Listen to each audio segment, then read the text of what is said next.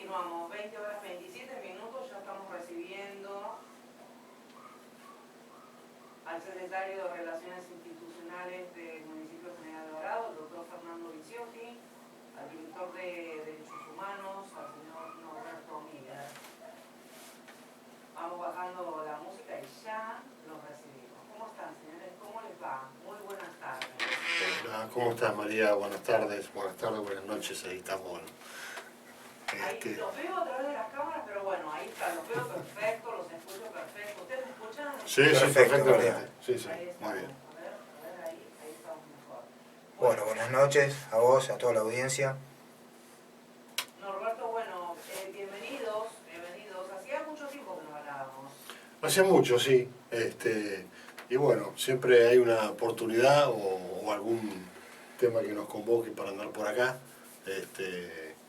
Es un medio o un espacio en el cual nos sentimos cómodos para poder, bueno, decir lo que estamos desarrollando de la Secretaría y de la Dirección de Derechos Humanos y bueno, y también es un mes especial, ¿no? Es el mes de la memoria y así que, bueno, un poco transmitirle a la gente lo que estamos organizando y un poco también poner en los oídos de la comunidad todo lo que ha sido o lo que hemos trabajado y lo que hemos podido recabar con respecto a toda la documentación que nos han brindado los familiares, amigos y militantes de nuestros detenidos desaparecidos, ¿no? Los que son del Distrito de General Alvarado, que son 10, no son 9, sino que son 10, porque ahora se agrega también Rosa Vignani, que es la madre de uno de los desaparecidos que ya estaban en la nómina, en la lista, que era Carlos Caris. Ustedes vienen haciendo un trabajo, un seguimiento y un trabajo de documentación impresionante, que no se hizo nunca, creo. No se hizo nunca. Ahí tomó, bueno, Roberto te va a explicar bien porque más que nada ese trabajo lo fue realizando él, ¿no? Lo vamos compartiendo en la Secretaría, todas las acciones a realizar. Y con respecto a todo lo que es concretamente el terrorismo de Estado, hay dos ejes fundamentales dentro de la Secretaría. Uno es precisamente todo lo que tiene que ver con toda la documentación y todo el acopio de información respecto a los detenidos desaparecidos de General Alvarado, y otro también que tiene que ver con haber facilitado, inclusive podemos mencionarte también que hace muy poco lo hicimos, todas las declaraciones de testigos en juicios de lesa humanidad, en los cuales se han contactado testigos o se han facilitado las instalaciones de la Secretaría para que los testigos puedan declarar en ese tipo de juicios. Qué difícil, ¿no? Porque, a ver, ¿cuántas veces ustedes se encuentran de pronto? ¿Es fácil llevar a los testigos a declarar? No. Y no. La pregunta del millón, No, a veces no, a veces sí, a veces más. ¿Cuántas cosas se les atraviesa por la cabeza a ustedes y a ellos? A ustedes por tener que llegar a esas instancias de convencer a esa persona, después de que ha pasado tantas cosas, de ir a declarar. Bueno, ahí te puede hablar Roberto de eso largamente. Sí, aparte tenemos que ubicarnos que por lo general estos testigos, gente grande, de 60 y pico de años para arriba. Sí. Entonces están los achaques de la edad, de salud, los achaques de la persona que tenemos en base a recrear nuevamente esos momentos.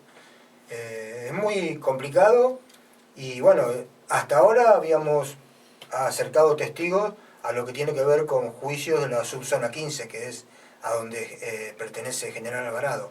Pero lo que se refería a Fernando era que aportamos un testigo que pueda declarar desde las instalaciones de la Secretaría por un juicio que pasa en Buenos Aires, en Cava. Justo el testigo estaba residiendo ahora la pandemia en Miramar y es una persona grande que no quiere viajar, esto que el otro, y entonces prestamos las instalaciones para que él pueda declarar desde la Secretaría. Ah, o sea que lo hace desde la oficina de ustedes, desde la Secretaría. Claro, digamos vía Zoom. Vía ¿no? Zoom con los tribunales. Nosotros sabemos a qué hora va a ser a qué hora le van a tomar declaración. Entonces el testigo va a la secretaría, nosotros le preparamos todo la computadora, lo ponemos ya digamos en secuencia como para que pueda declarar, y ahí nosotros bueno, nos apartamos y el testigo declara en el juicio correspondiente, ¿no? Ahora voy un poco más allá, perdón la pregunta, pero ¿están dadas las garantías para que esa persona pueda declarar con garantías? ¿Cómo es, Norberto? No, sí, las garantías están. Digamos, no estamos hablando por ahí de gente que tiene que declarar en algún caso que peligre su vida, digamos. Pregunto, no sé. Sí, sí, estos son testigos que declaran, digamos, todo el juicio tiene determinada cantidad de testigos, que todo está entrelazado y que cuando a vos te llaman a declarar, tenés que justificar si no vas a declarar, por qué, si estás enfermo, si te pasa algo, si no te vienen a buscar con la fuerza pública. Así no sepas nada, tenés que declarar que no sabes nada. Claro. O sea, hay un programa que se dedica a esto dentro del Estado, ¿no? Se comunican con nosotros, mira, hay una persona que va a declarar en el juicio de tal persona y que vive en Miramar, en este caso una persona de 90 años, Que él pide declarar. que él pide declarar, pero que no se quería trasladar a Buenos Aires, Claro. ¿no? Por la edad. Entonces, bueno, ahí es cuando nosotros intervenimos. ¿En qué caso se puede decir? ¿En qué caso Sí, es el caso, bueno, es el caso de la desaparición de guerra, Es un militante del PCR. es un militante del PCR del sindicato Esmata Córdoba. Bueno, a ver, el sindicato Esmata Córdoba es una secuencia directa de lo que fue el cordobazo en Córdoba, ¿no? De ahí, bueno, hubo una aparición de dirigentes sindicales muy renombrados, sobre todo el Esmata, Salamanca era uno, Guerra era otro, y bueno, después de 45 años, el hijo de Guerra declara también en ese juicio junto con la persona que nosotros le prestamos las instalaciones. Esta persona que declara... Había presentado el habeas corpus por Guerra. Se caracterizaba porque es un abogado retirado, pero a su vez fue uno de los pocos abogados que, por lo menos que yo conozco, que interpuso habeas corpus. En dictadura. En dictadura, En el momento de la dictadura interpuso habeas corpus para ese que es el procedimiento legal para pedir la libertad de una persona. ¿Bien? O sea, muchos abogados fueron desaparecidos. Fueron desaparecidos por haber hecho ese tipo de presentaciones, ¿no? Entonces él ofrecía esos servicios, también nos contó muchas cosas después de su declaración que habían sucedido, ¿no? Por supuesto lo tenían, le espiaban en el estudio, estaba como en vigilancia. 90 años, ¿cuánta historia tiene para contar? Sí, es un... No quiero ni pensar. Sí. Igual está muy bien, lúcido, perfecto. Sí. Sí. Y aparte es historiador. Encima. No, sí, ya te lo vamos a dar en te lo contacto. prometimos. Ojalá se dé porque me encantaría. Sí, no le gusta mucho tocar el tema terrorismo de Estado, pero sí la historia. Podemos tener que conocer la historia. Sí, es lo que te contaba Norberto, es decir, hay mucha gente que es como que le cuesta poder relatar todos esos episodios en ese momento. Ahora, hay mucho miedo, entonces, cuando hay personas cuando se encuentran personas o ustedes que tienen más experiencia en esto, ¿hay miedo? O sea, ¿todavía estamos con ese miedo latente? No sé si tanto miedo, en algunos casos es dolor. O sea, vos a veces tocar temas de esa época te produce revivir momentos muy dolorosos y no te hace bien a determinado momento. Más que nada, los últimos casos que fuimos viendo es más que nada el dolor. Volver a pasar momentos dolorosos de tu vida. Es como si Revivirlo de vuelta. lo volvieras a Sí. pasar. Sí, Es terrible, ¿no? sí, sí. Tienen un trabajo ustedes dificilísimo, ¿eh? Sí, bueno, Aunque se diga de que de pronto muchos, hay veces que por el desconocimiento se habla de que, bueno, los derechos humanos lo único que hacen es defender cuestiones indefendibles. Bueno, pero realmente ustedes tienen un trabajo, este trabajo histórico, que creo yo, ¿no? En mi opinión, donde se encuentran con estas cosas que tienen que revivir cada uno de los seres humanos que ha vivido momentos terribles. Y no es fácil tampoco para ustedes. no es fácil. Además, es un poco también, no me lo hubiera imaginado nunca estar en esta época, volviendo a reivindicar a estos militantes y tratar de demostrar, de seguir demostrando que no fue esto de la teoría de los dos demonios, ¿no? Que no fue una guerra, que todavía, y hoy en día lo que veo es que es como un rebrote hacia negar a toda la militancia de esa época y inclusive hasta reivindicar a Videla, ¿no? Entonces, eso sí, después de todo lo que se trabaja, cuesta un poco, me pone como mal también eso, ¿no? Pero bueno, es es lo que sucede en la sociedad y es lo que también tenemos por ahí. Yo no sé si esto se ha comunicado mal, se ha comunicado poco. También la gente cree lo que quiere, los medios de comunicación hacen su mella, ¿no? en todo esto. Y tenemos también toda esta cuestión de la posverdad, ¿no? Es decir, esto de ir en las redes sociales, de sintetizar todo y la verdad se escapa por todos lados, ¿no? Quiero hacer hincapié en eso, ¿no? De que las redes sociales han abierto un abanico de pensamientos cortos, de pensamientos que de pronto no profundizan en lo que realmente fue, en las verdades, realmente en no sintetizar, en esa cosa corta de decir lo que uno opina, como quiere y como le da la gana, sin conocer. Desde el desconocimiento, hay mucho desconocimiento. Muchísimo. Sí, igual a veces hay que tratar de identificar a los sectores, ¿no? Los sectores, por ejemplo, estos sectores negacionistas que empiezan a poner esta teoría negando los 30.000 desaparecidos, poniendo en duda el número, la cantidad, cuando en realidad no importa cuál es el número concreto, si es 30, 20, 25, 40, lo importante es que fue un terrorismo de Estado y fue un genocidio, eso es lo más importante. Ahora, hay que identificar a esos sectores, y los sectores que ponen en duda y que son negacionistas, por lo general representan los intereses económicos de lo que los compañeros militantes de esa época militaban en contra de esos intereses y y estos sectores hegemónicos, digamos, negacionistas, trabajan para los intereses hegemónicos que van en contra de los intereses de la gran mayoría del pueblo. Esa es la verdad, ¿viste? Estos sectores defienden los intereses económicos foráneos o locales, pero que van en contra de la mayoría. Claro, porque pasa un poco por ahí.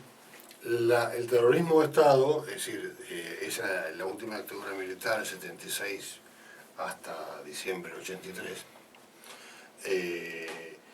provocó, aparte de un terrorismo de Estado y un plan sistemático de aniquilamiento de personas, de seres humanos, y de la forma en que lo hicieron, también hubo un tema con la deuda claro, externa, ¿no? Es decir, tomaron deuda, que fue la deuda más grande que tomaron perjudicando a todo el país, porque esa deuda todavía se está pagando, ¿bien? No es que se terminó el tema de la deuda externa de la época de la dictadura, ya, no, se sigue pagando esa deuda y además se ha incrementado, ya sabemos por quiénes, y bueno, esto es lo que hace que en nuestro país no se pueda crecer en muchas cosas, ¿no? Sobre todo en lo que es la igualdad, ¿no? Es un país muy desigual, Argentina, donde hay gente con mucho dinero, gente con muy poco dinero, pero además con muchos o pocos derechos, con muchas tierras y poca tierra, desplazamiento, ¿no? Entonces, evidentemente, estas desigualdades que han generado la deuda externa a través para poder solventar un plan económico agroexportador, pero además la pregunta es ¿para quién? No para los habitantes del país, sino ¿para quién? Bueno, y ahí ya entramos en todo tema de cuestiones de cómo operan grandes países con sus intereses sobre el territorio argentino. Pero bueno, ese es otro tema, digamos. Sí, harina otro costal. Sí. Pero que bueno, la deuda externa también ha sido un flagelo que nos ha dejado esas noches oscuras de la dictadura, ¿no? Cuéntenme un poco cómo se va a desarrollar este mes. Bueno, ya está corriendo, pero bueno, ahí ya empezaron a haber distintos actos, presentaciones de libros, y en Otamendi hay un libro muy interesante que ojalá lo pueda llegar a adquirir, después me van a pasar el dato. ¿Cuáles son las actividades que se van a llevar a cabo en todo el distrito? Sí, nosotros te hablamos de las que organizamos desde la Secretaría. Después hay otras actividades que se generaron desde los demás organismos de derechos humanos junto con la APDH, que bueno, eso es hay diferentes actividades en el transcurso del mes que empezó hoy, las actividades, y culminan en el acto del 24. Te contamos las que organizamos nosotros ahora y lo que organizamos. Después, el 24 sí lo que va a haber es la señalización, digamos, del tanque de agua o de obra sanitaria como espacio de memoria, porque ahí estuvo detenida, por lo menos está el testimonio de, ¿cómo es que se llamaba Mosquera? La hermana de Eva. Bueno, no recuerdo. Que se ha presentado también un proyecto en el... Sí. Que se va a tratar en la próxima sesión, según tengo entendido. Sí. Mabel Mosquera, que ya está fallecida, pero fue detenida fue trasladada al tanque y torturada en el tanque de agua de obra sanitaria. Entonces, ¿No sabía que el tanque de agua de obras sanitarias había sido un lugar de... No, y muchos no sabíamos. Entonces se lo va a marcar como sitio de memoria, ¿viste? El tanque. Y un grupo de artistas plásticos va a empezar a preparar una pintada abajo del tanque, un mural, en la parte, digamos, del ladrillo a la vista para abajo. El acto empieza el 24 en el anfiteatro y termina en el tanque, y va a haber un recital de grupos de música y determinadas actividades. Bueno, esa es la culminación del 24. Nosotros lo que estamos haciendo es la presentación de un libro que se llama Heridas del Porvenir, que es un libro sobre desaparecidos de Azul, y principalmente de un batallón del ejército de Azul, y que lo trajimos al libro a presentar porque toca en el capítulo 5, creo que es, el caso de Tomás Molina, de Otamendi, está en este libro. Entonces hay una investigación de la persona que hizo el libro que trata el tema. Él se presenta el 20 a las 19 horas en el Centro Cultural de Otamendi, y el 21 a las 19 horas también en la biblioteca de acá de Miramar. El autor del libro es Jorge Mesa, y es un docente de Azul que creo que nació en Santa Fe y está radicado en Azul hace 60 años ya. Escribió varios libros. Este libro, el prólogo lo hizo Pérez Esquivel. Uno de los libros anteriores, el prólogo, lo hizo Osvaldo Bayer. O sea que estamos hablando de un escritor reconocido en derechos humanos, es un militante aparte de derechos humanos. Claro, nos acordemos que azul es donde hay está al lado del ejército, ¿no? Por eso ha habido una investigación, ¿no? Porque hubo varios soldados que estaban haciendo la conscripción desaparecidos, ¿no? Uno de ellos es precisamente Tomás Sí. Molina. Alfredo. Ahí es el libro que yo pedía, que quiero llegar a ver si puedo conseguir en algún momento, porque me interesa mucho leerlo. Y lo estuvimos también promocionando y contándole a la gente de esta presentación en Otamendi. También hay algo muy interesante, que lo estamos trabajando ya hace un tiempo, esta documentación de la que hablamos al principio, de los detenidos desaparecidos de General Alvarado, vamos a llevarla a las bibliotecas y a los centros culturales de las localidades del distrito. Es decir, en Miramar, en la Biblioteca General San Martín, en Otamendi, en el Centro Cultural de Otamendi. Pero, ¿de qué manera? Ahí va a haber como una cartelería, lo que va a ser un llamado de quiénes son las víctimas de terrorismo de Estado, y con un código QR. Entonces, las personas pueden acercarse a la biblioteca, pasar su celular por el código QR y ahí van a tener la información de todos los detenidos desaparecidos de nuestro distrito. O sea, las consecuencias del terrorismo de Estado en Alvarado. O sea, ahí van a estar los 10 desaparecidos que prácticamente estamos dando a conocer la 10ª desaparecida Rosa Vignani. ahora, oficialmente.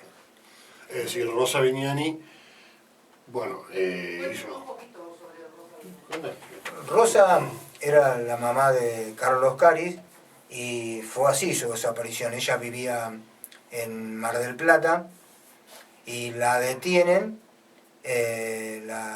va un grupo de gente con uniforme del ejército, la detienen, la sacan de su casa, se la llevan y lo llaman por teléfono a Carlos Caris y le dicen que si no se entrega van a matar a la madre. Carlos no se entrega porque sabía que si la iban a matar si se entregaba a él o si no se entregaba a él. Bueno, la cuestión es que Rosa aparece a los 2 meses aproximadamente en Bursaco. Digamos, de Mar del Plata termina el cadáver de ella en Bursaco. Es encontrada un cadáver NN cuando, por dada la característica, la reconocen los familiares de Rosa y es trasladada desde Bursaco acá a Miramar y está hoy su resto en la bóveda familiar de la familia Caris. Igual el caso Caris es muy particular porque, o sea, ahí estamos hablando que desapareció, Carlos no se entregó, se fue al exilio, volvió en el 80, en el 79 volvió en la contraofensiva montonera a la Argentina y bueno, ahí desaparece él, su esposa, también la mamá de la esposa, la hermana de la esposa de Carlos y el cuñado de Carlos.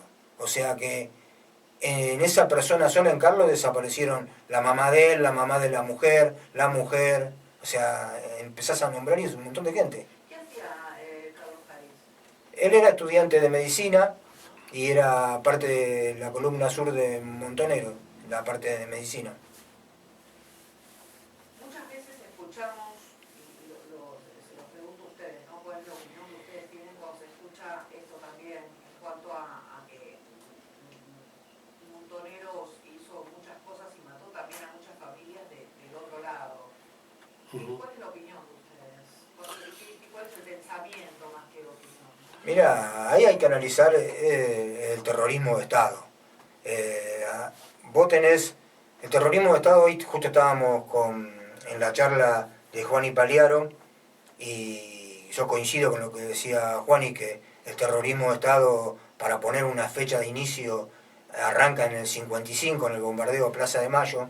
Para mí arranca en el bombardeo de Plaza de Mayo y en la proscripción de todo el peronismo en el 55.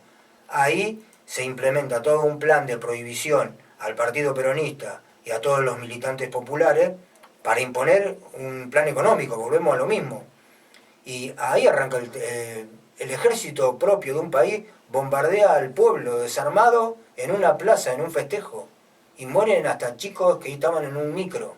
Entonces ahí arrancaría el terrorismo de Estado.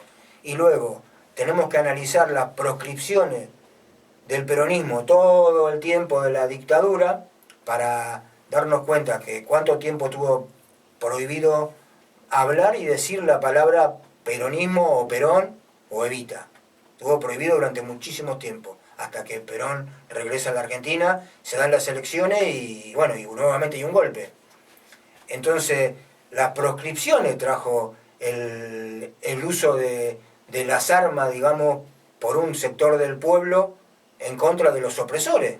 O sea, no podemos analizar que hubo un enfrentamiento entre unos y otros, porque el Estado como Estado, tenía todas las herramientas legales, judiciales y las fuerzas de seguridad para si alguien había delinquido, había asesinado a alguien o había hecho algo, para irlo a buscar, detenerlo, enjuiciarlo y darle la pena que le corresponde a cualquier asesino. Pero el Estado no puede ir a buscar a gente militante, ponerle que haya cometido lo que haya cometido, y secuestrar, desaparecer, robarle los hijos, esconderle la identidad, cometer las atrocidades que cometieron, por justificando con que si se mató a alguien.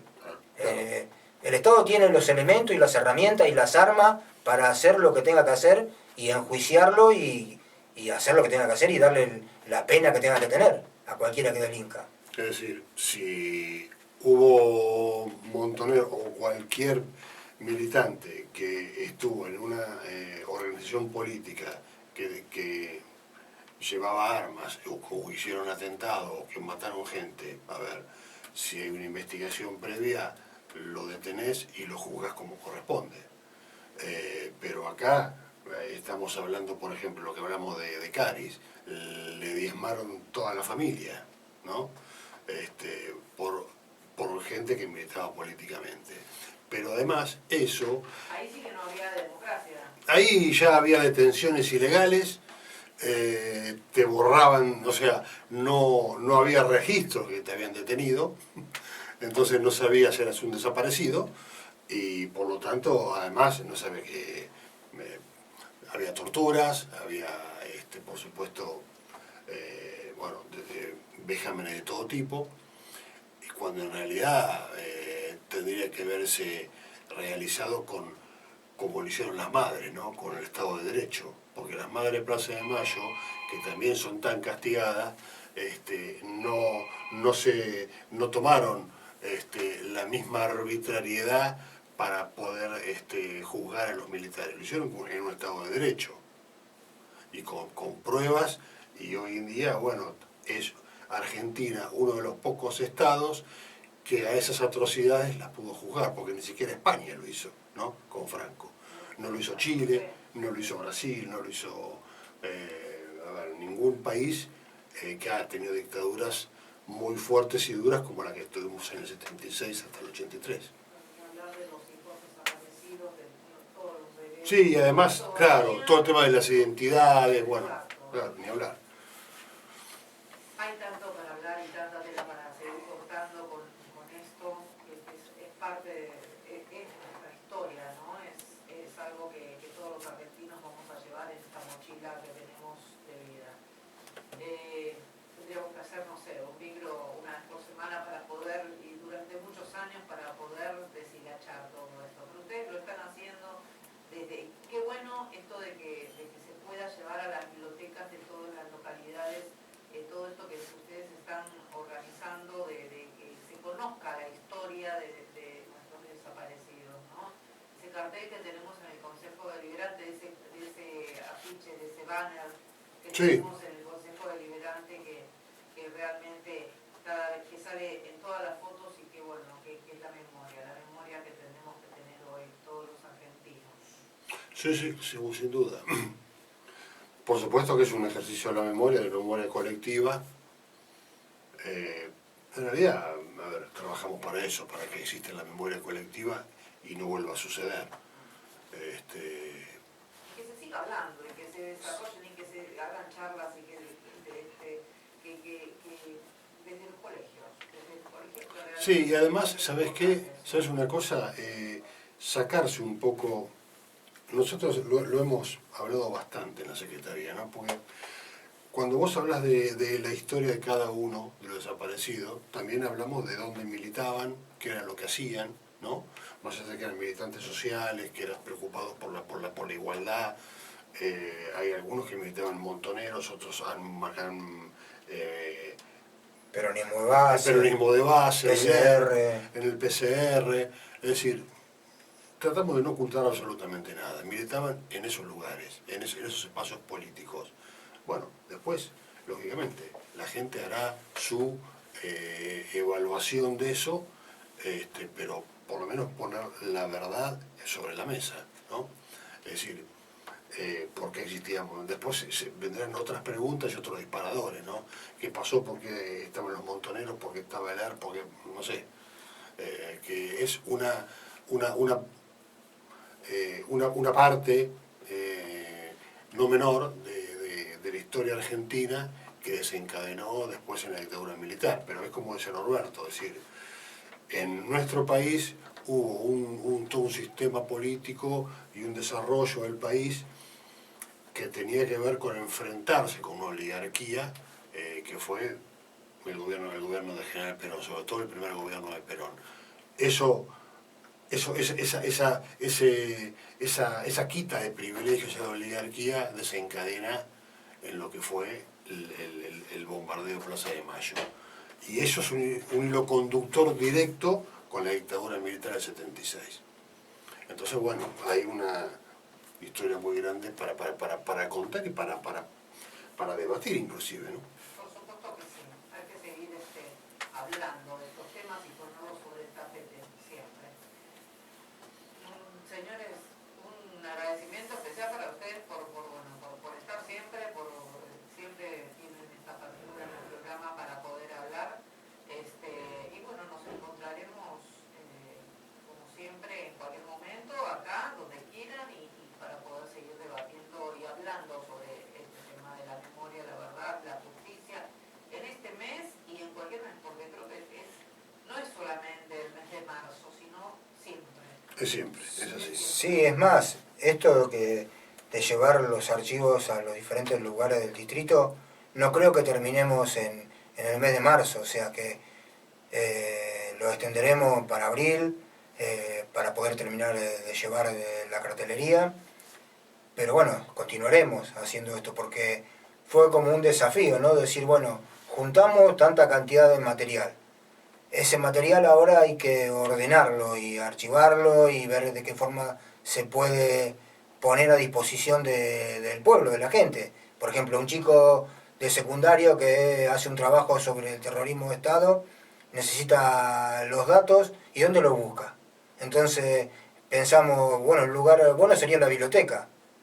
Entonces lo del código QR nos pareció algo que muy bueno porque cualquiera tiene acceso a un teléfono, pero igual vamos a imprimir algunos cuadernillos para una persona que no tenga para leer un código QR, que si quiere el material, por lo menos básico de lo que es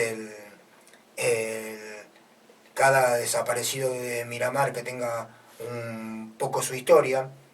Que nosotros cuando reconstruimos la historia, tratamos de reconstruir un poco la historia personal también de las personas, ¿no? Entonces con muchos hemos conseguido materiales y fotografías familiares que recrean un poco la historia, y sí lo que nos dice de casi todos los desaparecidos de Miramar, que eran muy buenas personas todos, que eran muy comprometidos y comprometidas con lo popular y con el pueblo, y que todos eran cuadros en su lugar de trabajo o de estudio.